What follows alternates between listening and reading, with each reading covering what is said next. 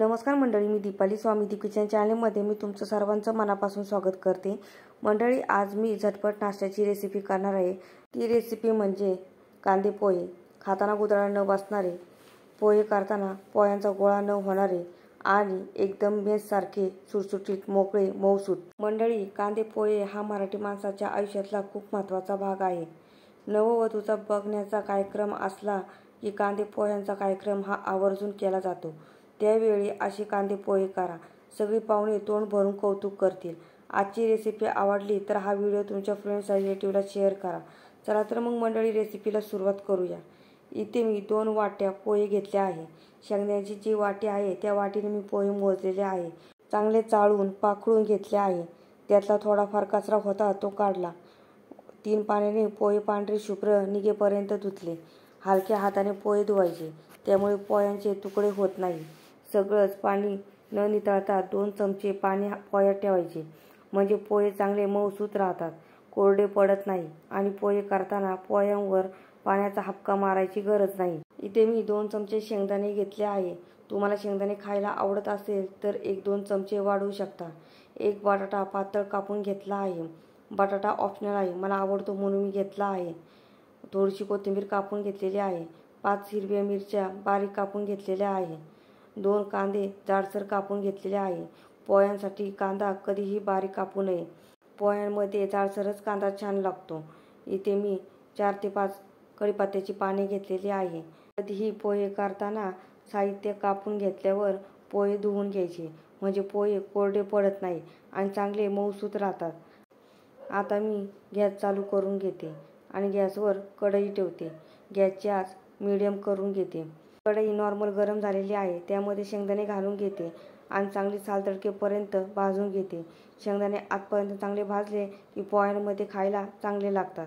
हे पहा, शेंगदाणे इथे भाजून झालेले आहे। आता ते मी एका ताटामध्ये काढून घेते। त्याच कढईमध्ये 3 चमचे तेल घालून घेते। तेल नॉर्मल गरम झालं की त्यामध्ये धुतलेला बटाटा घालून घेते आणि चांगला तळून घेते। बटाटा चांगला खरपूस तळल्यामुळे कांद्या पोह्यांमध्ये बटाटा खायला खूप छान लागतो। बटाटा घालणे हा खरं तर ऑप्शनल आहे। जर तुम्हाला आवडत नसेल तर तुम्ही स्किप केलं तरी सुद्धा चालेल, पण मला बटाटा पोह्यांमध्ये खूप आवडतो म्हणून मी आवर्जून तो बटाटा पोह्यांमध्ये घातलेला आहे। इथे माझा बटाटा छान खरपूस तळून झालेला आहे। तो मी पोहे ठेवलेल्या भांड्यामध्ये काढून घेते। आता त्याच तेलामध्ये शेंगदाणे तळून घेते। तेल गरम असल्यामुळे शेंगदाणे मी 2 ते 3 मिनिटच फक्त तळून घेणार आहे। हे पहा, शेंगदाणे चांगले तळलेले आहे। आता ज्या भांड्यात आहे त्याच भांड्यामध्ये शेंगदाणे काढून घेते। आता त्याच तेलामध्ये अर्धा चमचा मोहरी घालते। मोहरी चांगली तडतडली की लगेचच कांदा, मिरची आणि कढीपत्ता घालून घेते आणि चांगली परतून घेते। कांद्याला करपून द्यायचं नाही किंवा लालसरही करायचं नाही, कांद्याचा फक्त कच्चापणा घालवायचा आहे। हे पहा, कांदा चांगला परतलेला आहे। आता अर्धा चमचा हळद घालून घेते आणि अर्धा चमचा मीठ घालून घेते। मीठ मात्र चवीनुसार घाला। थोडीशी कोथिंबीर बारीक चिरलेली मी घालून घेतलेली आहे। आता सर्व साहित्य तेलामध्ये चांगलं परतून घेते। हे पहा, सर्व साहित्य मी तेलामध्ये चांगलं परतून घेतलेलं आहे। आता पोहे, शेंगदाणे आणि बटाटा कढईमध्ये घालून घेते आणि चांगली परतून घेते। तेलामध्ये आणि सर्व साहित्यामध्ये पोहे चांगले परतून घ्यायचे आणि पोहे हलवताना मात्र एक गोष्ट लक्षात ठेवायची, उलथणा हा खालच्या बाजूने वर घ्यायचा, त्यामुळे पोह्यांचे तुकडे होत नाही आणि पोहे चांगले मोकळे सुटसुटीत आणि सर्व साहित्य पोह्यांमध्ये एकत्र होतात। इथे मी थोडीशी बारीक चिरलेली कोथिंबीर घालून घेतलेली आहे।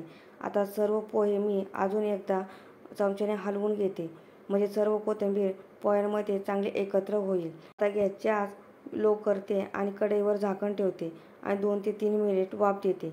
वाफ दिल्यामुळे पोहे चांगले मऊ लुसलुशीत होतात आणि खाताना घशामध्ये अडकत नाही किंवा गुदळा बसत नाही। हे पहा, इथे 2 ते 3 मिनिट झालेले आहे। आता कढईवरचं झाकण काढते आणि पुन्हा एकदा पोहे चांगली चमच्याने हलवून घेते। हे पहा, पोहे किती छान मोकळे आणि सुटसुटीत झालेले आहे। असे पोहे मोकळे आणि सुटसुटीत झाले पाहिजे आणि तेवढेच मऊसूत झाले पाहिजे। इथे आपले पोहे झालेले आहे। आता गॅस बंद करते आणि कढईवर झाकण ठेवते। मंडळी, आता गरमागरम पोहे सर्व करते आणि त्यासोबत लिंबू, बारीक शेव असेल तर ती पोह्यांवरून घाला। माझ्याकडे नाही म्हणून मी घातली नाही, तुमच्याकडे असेल तर आवर्जून घाला। त्याऐवजी मी बारीक चिरलेली कोथिंबीर घातलेली आहे। पोहे खाताना गरमागरम चहा. जोपर्यंत चहा येत नाही पोह्यांसोबत तोपर्यंत पोहे खाल्ल्यासारखं वाटत नाही. मंडळी, आजची रेसिपी कशी वाटली मला कमेंट करून सांगा. जर रेसिपी आवडली असेल तर चॅनल लाईक करा, शेअर करा, सबस्क्राईब करा आणि हो, बेल आयकॉन प्रेस करायला विसरू नका, जेणेकरून माझ्या नवीन रेसिपीच्या व्हिडिओची नोटिफिकेशन तुम्हाला लगेचच मिळेल. चला तर मग मंडळी, पुढच्या नवीन रेसिपी लवकर भेटू. तोपर्यंत छान छान खा आणि मस्त राहा.